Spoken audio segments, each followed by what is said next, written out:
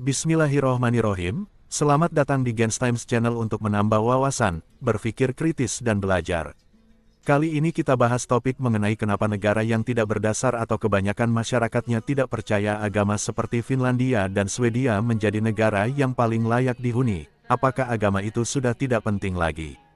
Pertanyaan ini sangat menarik karena menggali hubungan antara agama, nilai-nilai moral, dan kemajuan suatu negara.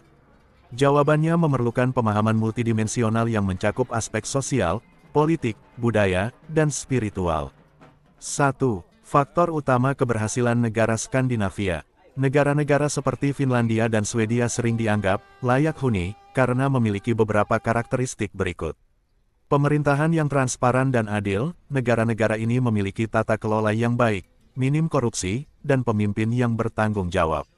Sistem pendidikan berkualitas tinggi, pendidikan yang inklusif dan gratis menciptakan masyarakat yang terdidik dan berdaya, kesejahteraan sosial, negara ini menyediakan jaminan sosial, kesehatan, dan kesejahteraan yang baik bagi semua warganya. Keadilan hukum, hukum diterapkan secara adil tanpa memandang status atau agama seseorang. Keseimbangan hidup, mereka menempatkan prioritas pada keseimbangan antara pekerjaan dan kehidupan pribadi. 2. Peran nilai moral dalam keberhasilan.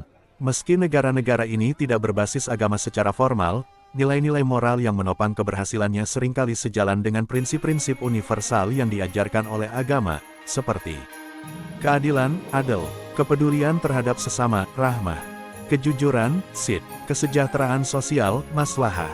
Nilai-nilai ini telah diinternalisasi ke dalam budaya mereka, meskipun tidak dalam kerangka agama tertentu. Mereka lebih fokus pada penerapan nilai praktis daripada label religius. 3. Apakah agama tidak penting lagi? Bukan berarti agama tidak penting lagi, tetapi pemahaman dan praktik agama berbeda-beda di setiap masyarakat. Beberapa poin penting terkait ini. Peran agama secara individu dan sosial, dalam masyarakat sekuler, agama menjadi urusan pribadi. Namun, nilai-nilai agama tetap hadir secara implisit dalam norma sosial. Kemajuan material vs. spiritual, negara-negara ini mungkin berhasil dalam aspek material, tetapi mereka juga menghadapi tantangan spiritual, seperti tingkat depresi dan kesepian yang tinggi.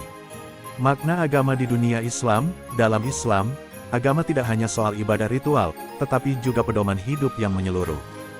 Jika nilai-nilai agama diterapkan dengan benar, ia bisa membawa kesejahteraan sebagaimana terlihat dalam sejarah keemasan Islam.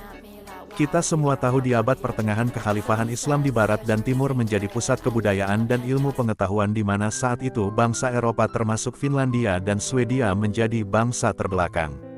4.